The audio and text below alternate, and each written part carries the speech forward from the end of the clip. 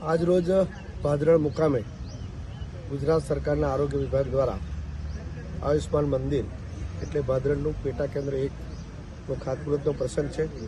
ગુજરાત સરકાર દ્વારા થોડા સમય પહેલાં એક પેટા કેન્દ્રની મંજૂરી આપી હતી, બાંધકામ પૂર્ણ થયું છે। તેનું ઉદ્ઘાટન અને બીજા પેટા કેન્દ્રનું ખાતમુહૂર્ત છે।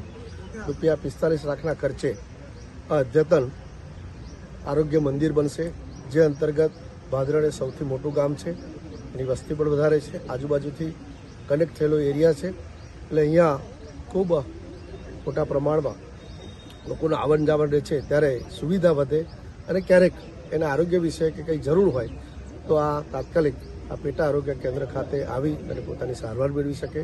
બાકીના સમયની અંદર આ વિસ્તારની અંદર રસીકરણનું કામ હોય, આ બધું જ કામ સરળીકરણ કરવા માટે સરકારશ્રીની આ એક મહત્વની યોજના અંતર્ગત આજે આ કાર્ય થઈ રહ્યું છે।